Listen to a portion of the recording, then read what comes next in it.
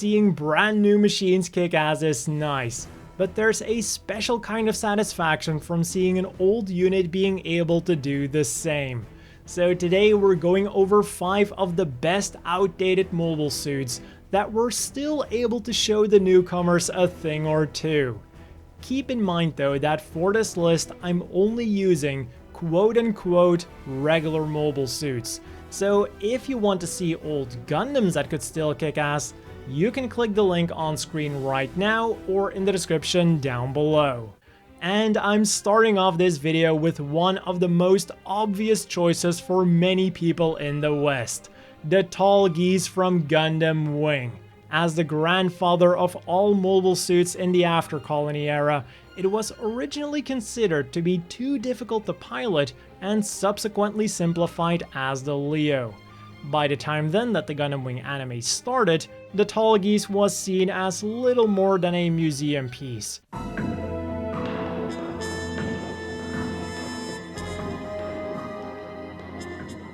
This is huge. Apparently it's one of the original mobile suit models, and it's somewhat larger than the Leo. It's outdated, but when you showed me the data on Gundam, it reminded me of this unit that's only been regarded as a historic artifact. The thing was the prototype for the Leo, a machine that was already getting on in age itself, and a replacement for the space type was only days away from being completed. Not to mention that Oz's subsequent mobile suits used more elegant ways of achieving higher performance, compared to the Tallgeese's brute force thruster design. Thanks to this though, this old-timer in combination with its pilot Zex Marquis were still more than a match for the lethal Gundams. But it doesn't end there. From the spare parts of the original Tallgeese, Trace Kushranada, the leader of Oz, commissioned another Tallgeese to be made. This machine became known as the Tallgeese II, and other than a few minor cosmetic differences, it was the same as the original. What also remained the same was how remarkable this machine was able to perform against even the latest mobile dolls used by the White Fang. In addition to this, it was even able to go toe-to-toe with the most mobile of the Gundams. The Tallgeese really was the mobile suit that kept on delivering, as long as the pilot was able to go along with it. It doesn't look anything at all like a thing that was scrapped midway 20 years ago.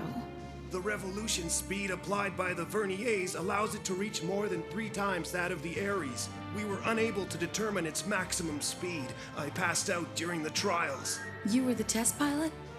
The Tallgeese is not a suit that can be controlled by just anyone, excluding you, sir. Even its final form, the Tallgeese 3, seemed to be little more than the regular Tallgeese with a new paint job and some upgraded weapons. Oh, and since we're talking about the Tallgeese here, I feel obligated to point out the amazing performance that the Leos were still capable of in Endless Waltz, at least when piloted by a Gundam pilot. The Ginn was the only mobile suit to see action from the beginning of hostilities of the First Bloody Valentine War all the way to the end of the Second Bloody Valentine War. And while its role was understandably increasingly more humble, one of its descendants managed to perform surprisingly well, the Ginn High Maneuver Type 2. At its core, this was just a regular Ginn, but with an overhauled backpack and a few extra thrusters superglued to the legs. Yet it somehow managed to not just be more popular than the machine that it competed with and lost to, but it even managed to go head-to-head with the machine that replaced its replacement.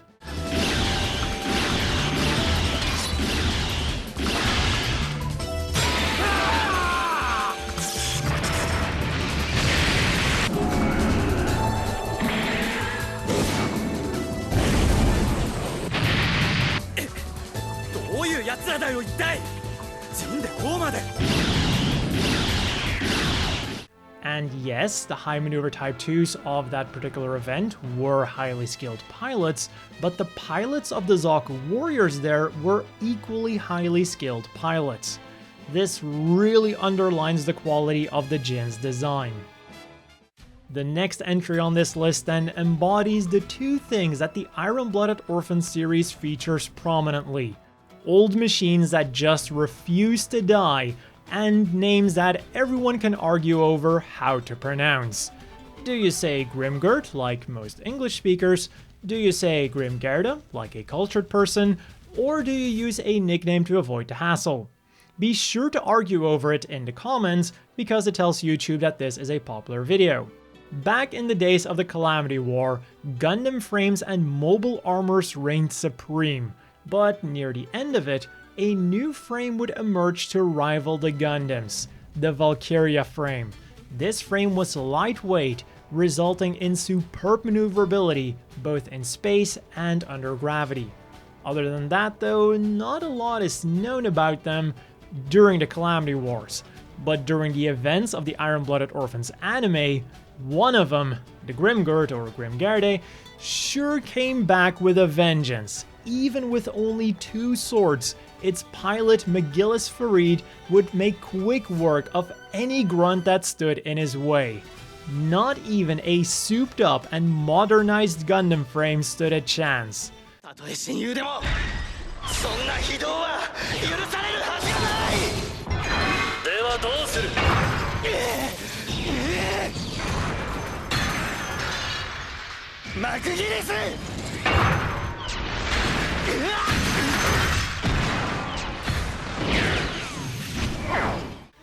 This unit was so good at wielding swords that it even became the defining feature of its upgraded form, the Helmwege Reinkar.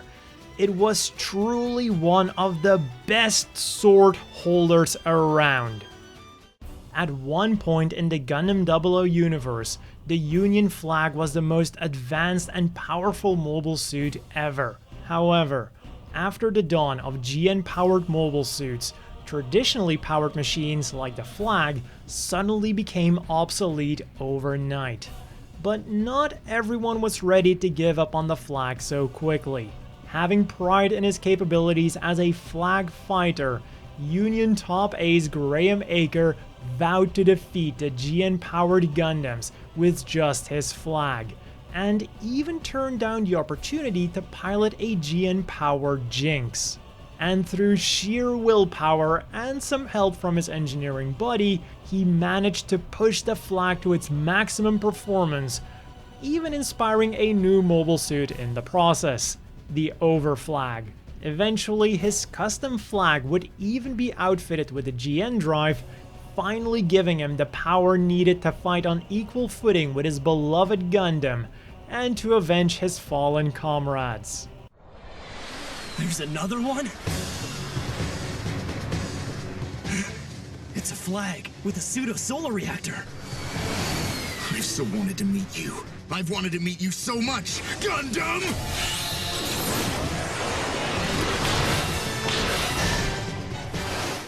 After this then, Gundam pilot Setsuna F. Seiei also got a case of the flags, as he would later pilot the aptly named Union Flag Celestial Being version. Just like Graham's flag, this was a customized flag, but at the end of the day, it was still just an above average, non-GN powered mobile suit. It's just that nobody told Setsuna this, nor did anyone tell those poor Jinx 3s that really made poor life choices.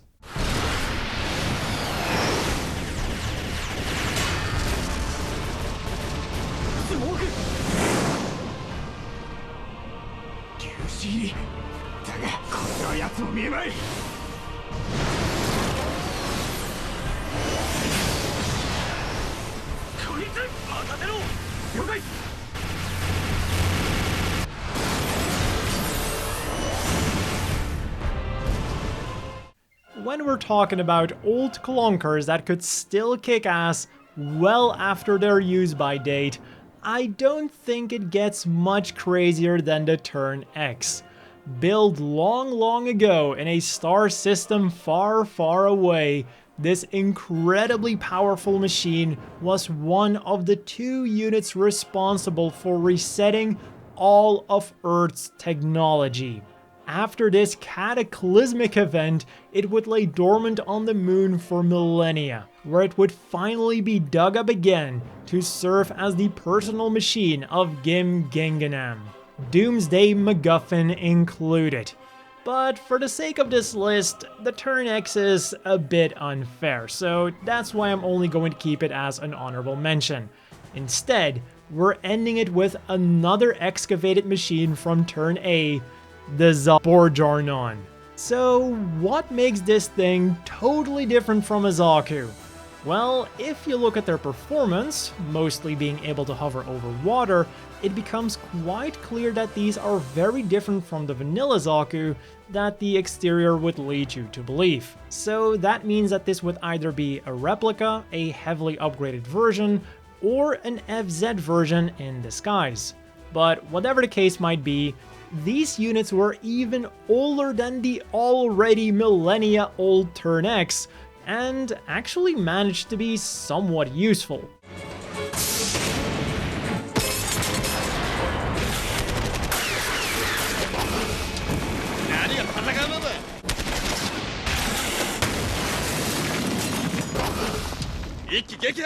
Like, it's already an achievement that they were still in somewhat of a repairable state after all of that time. Sure, they had to leave the big boys to the other big boys, but I don't think anyone can deny that incredible achievement. Unless, of course, you're a fan of a certain Kapool with a club, but I prefer to forget about that fever dream. If I don't believe in a Kapool with a club cannot hurt me. So that has been all for my 5 picks of the 5 best outdated mobile suits and situations that really made them shine. Let me know down below which ones are your favorites, whether they were on this list or not. And for more similar content, be sure to like and subscribe. And as always, a big thank you to the Patreon supporters. I hope everyone watching has a great day, and I'll see you all next time.